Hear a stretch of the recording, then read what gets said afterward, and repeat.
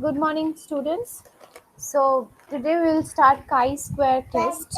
These tests are basically called non-parametric tests. Okay, here different types of chi-square we will have to discuss.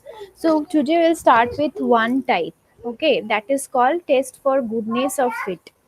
This test was devised by Carl Pearson and is used to decide whether the observations are in good agreement with the hypothetical distribution. That is, whether the sample may be supposed to have arisen from a specified population. So, this test for goodness of fit will say that how much this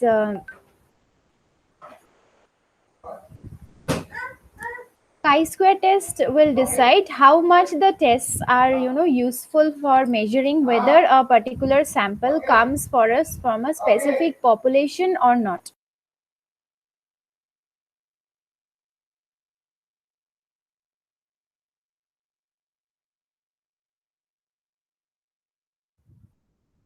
Okay, so the chi-square, the first type of test, that is test for goodness of fit, was devised by Carl Pearson. He was a statistician, and the test, this type of tests are basically done to decide whether the observations are really said to be coming from a particular population. Because as I told you one day, that when collecting samples from an collecting people or collecting respondents from an entire population is not possible. That's why what we do is we select a particular sample from an entire population and then we collect the data from there.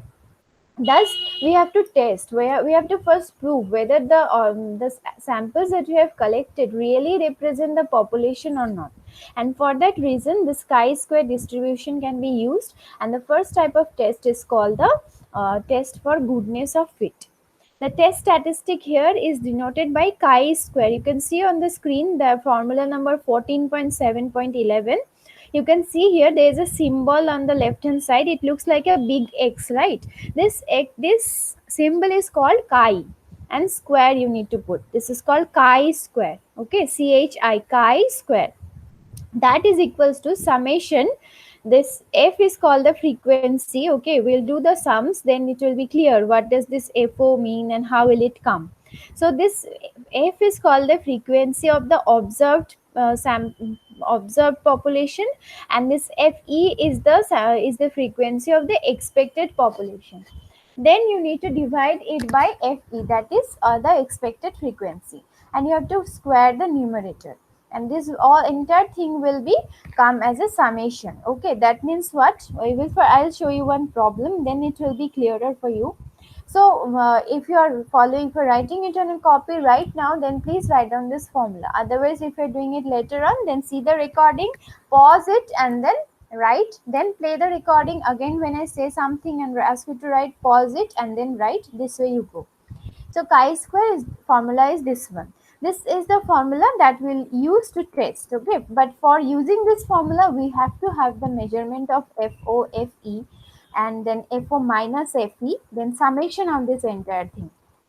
So, without wasting any time, let me take you to one problem.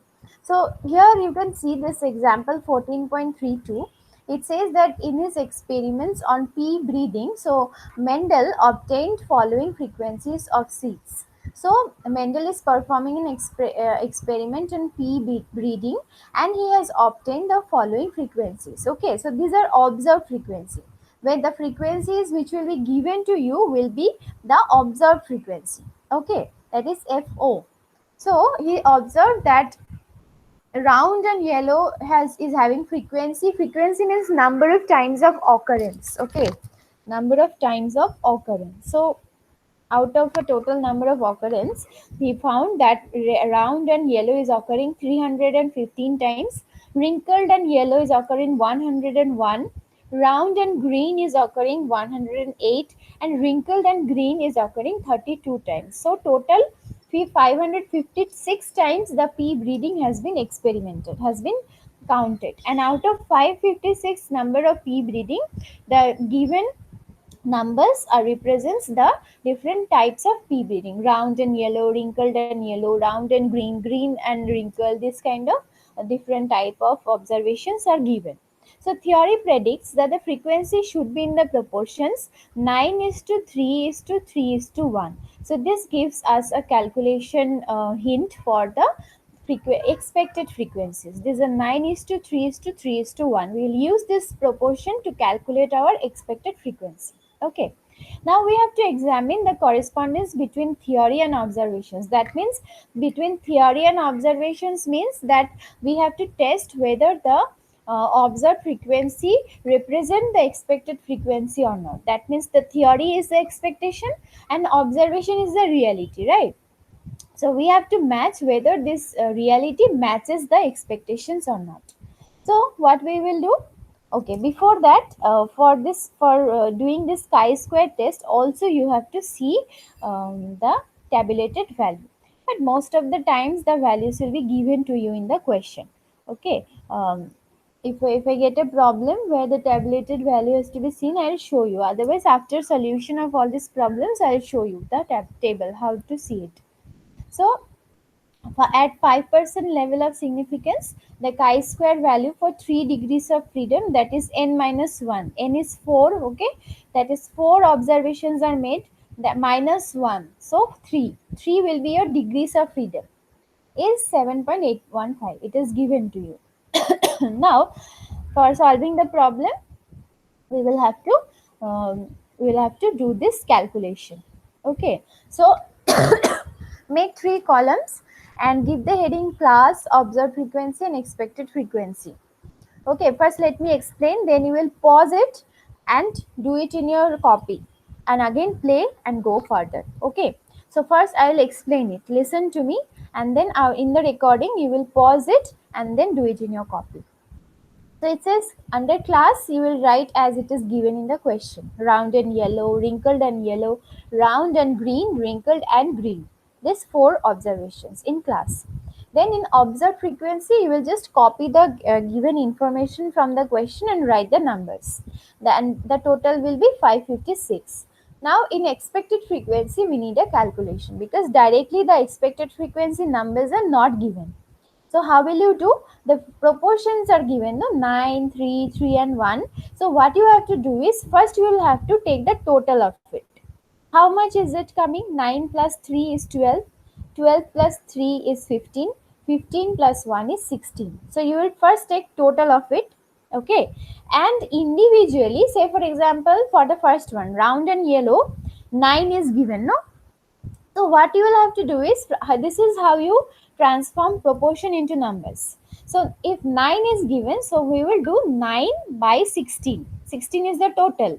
So 9 by 16 into the actual total number of test, that is 556. 556 is the total, no, given because the 556 times the test was done by Mendel. So you will take 556 here also. You will just divide 9, that is individual proportion, by the total proportion, that is 16, into 556. Remember this. That is how you will get 313. Then again for the second one, that is wrinkled and yellow, the proportion given is 3. So what will you do? 3 by 16 into 556. That is 104. Next, round and green proportion is given as 3. So you will write 3 by 16 into 556. So 104.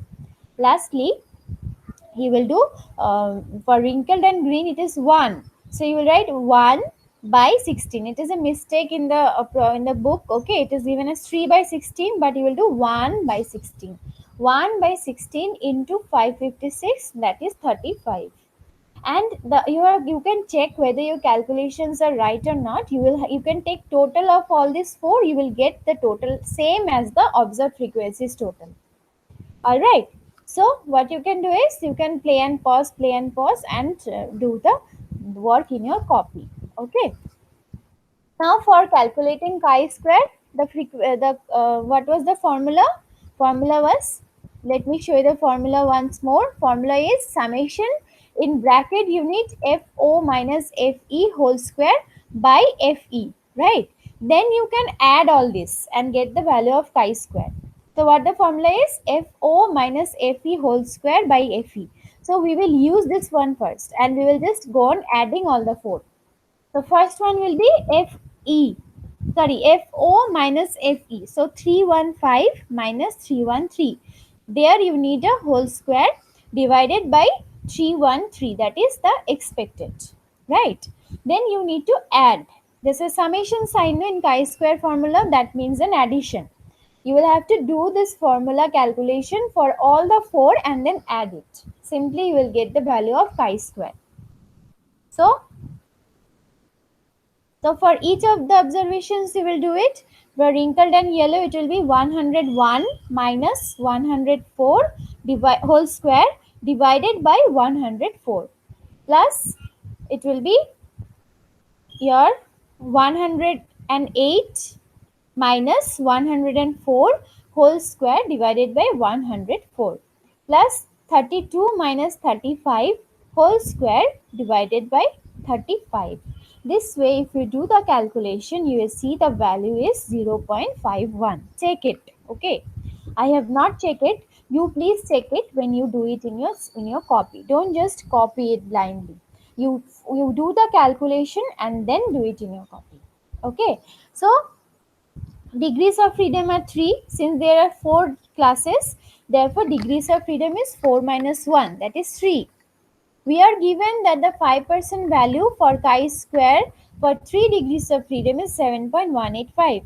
815. So now we get the calculated value as 0.51 and it is less than the tabulated value which is given 7.815. So what will you do? This is falling in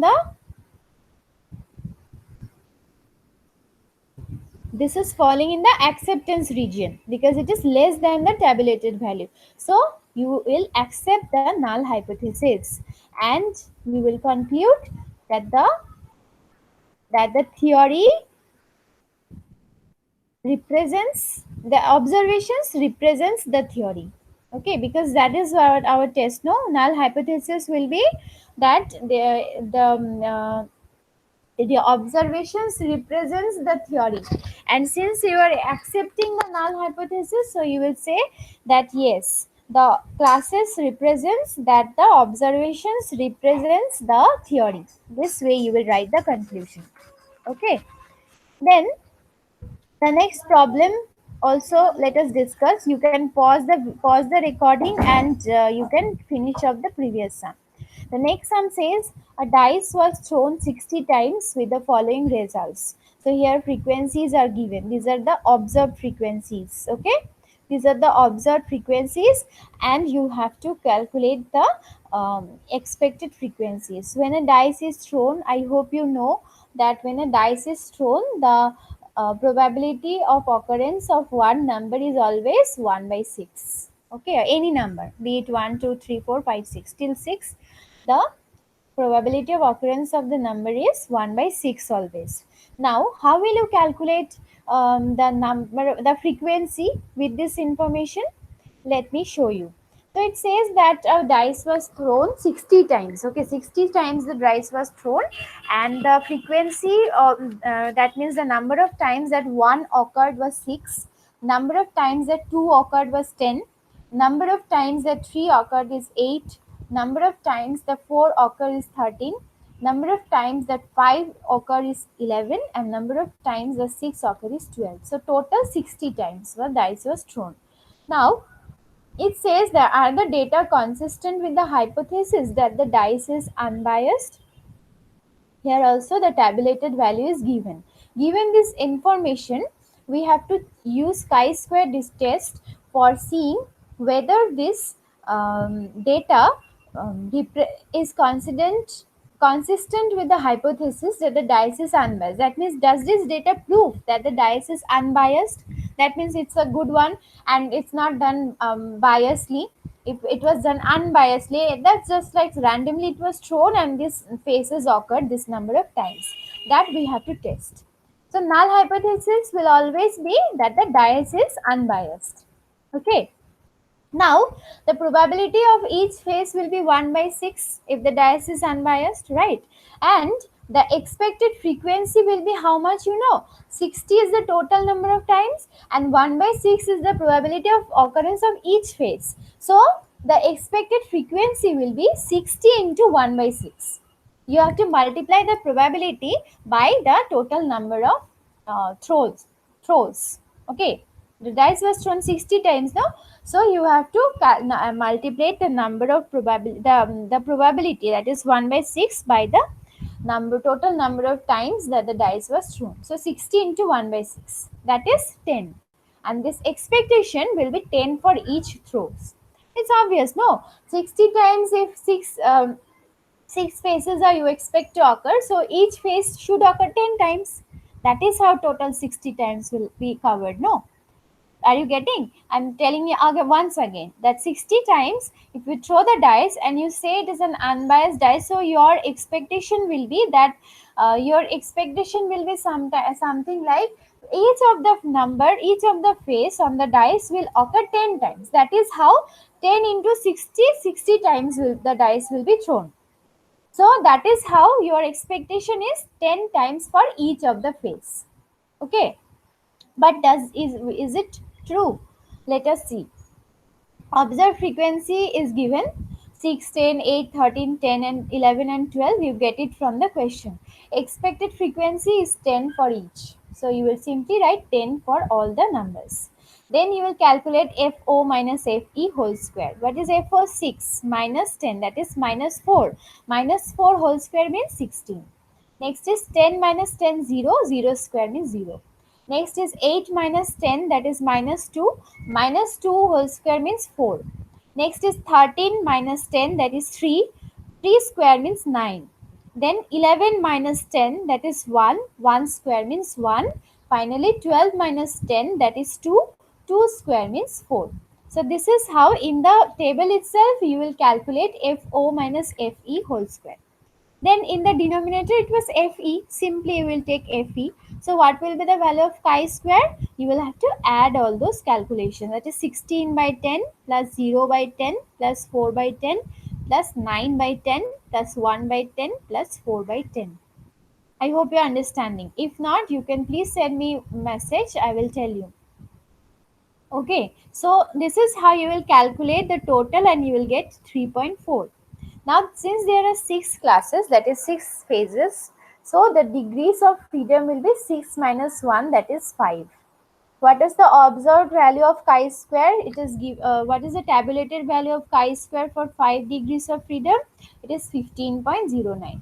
And we have seen that our observed value or the calculated value of chi square is 3.4. That is less than 15.09. It means that at 1% level of significance, in the question it is mentioned 1%, so you will also take 1%. Chi square 0.01, can you see?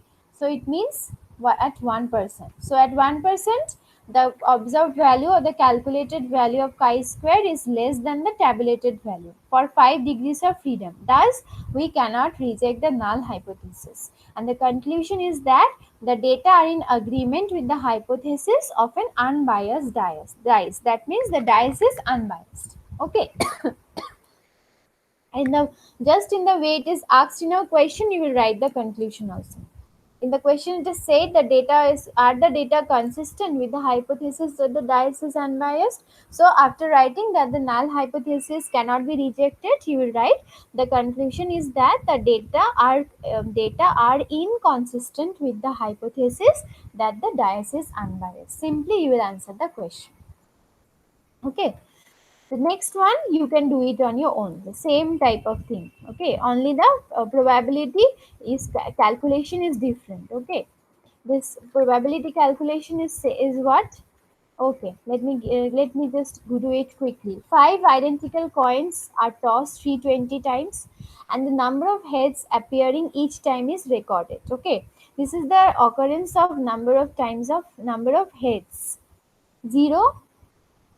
Five coins were tossed. Okay, altogether 5 coins were tossed, right? And it was tossed 320 times, and out of 320 times, in the first coin, 14 times head has occurred. In the second coin, 45 times head has occurred. In the in the coin number 2,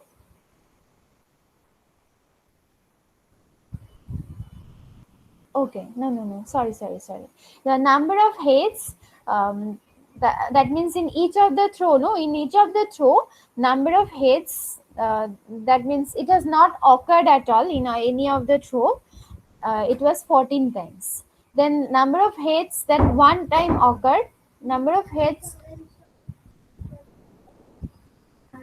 one time occurred, it happened 45 times. Two times head occurred, it happened 80 times. Three times out of this 320 times the head occurred is 112. Four times, pardon that, four times head has occurred is 61, and five times the number of heads occurred, it had happened eight times. Like that, 320 times the coins were tossed. Would you conclude that the coins are biased? Now you have to take decision on the biasness of the coin. And at 5% and 1% level, the tabulated value of chi-squares are given to you. Okay. Now, this is a problem for testing goodness of fit. The null hypothesis is that the coins are unbiased. That is, probability of obtaining head is 1 by 2. Isn't it? I told you, once that if a dice is thrown, the probability of occurrence of each of the number is 1 by 6. And if a coin is tossed, then the probability of occurrence of head and tail each is 1 by 2. Okay. So, the H naught is the data support binomial distribution with p equals to 1 by 2. No need to write this line. You can simply write, let the null hypothesis is that the coins are unbiased. Okay. That is, the probability of occurrence of head obtaining a head is 1 by 2 for each coin. So if H naught is true, the coins are assumed to be unbiased. The probability of obtaining heads is one throw of the set of 5 coins is given by this distribution. This one. This is important. Okay, you have to see this, learn this formula. Okay, because this is coming from a binomial distribution, and this distribution was taught in your previous semester. This distribution you have to memorize this formula: 5cr 1 by 2 to the power r 1 by 2 to the power 5 minus r. Okay, this formula, then that is how you get 5cr divided by 32. Okay, so the expected frequency of r heads in 320 tosses is fe equals to 320. That is, probability of r is 10 into 5cr. Okay, this one, no, you just memorize this formula, and then you can calculate the expected frequency. How do you calculate? 5cr. R means the number of heads. Okay, so 5cr means 5 permutation and combination. This is combination. Okay, this is combination, and that is how you get. So 5cr means 5c0 for the first one, and 5c0 means 1 always. And if the r is 0, then the 5cr or any number cr will be 1. So 10 into 1, you will get 10 for the first one. Next one will be 5c1. Okay, I will show you. I will in the next class, no, when you people join the class, I will show you the calculation of combination once again, so that you can brush up your memory.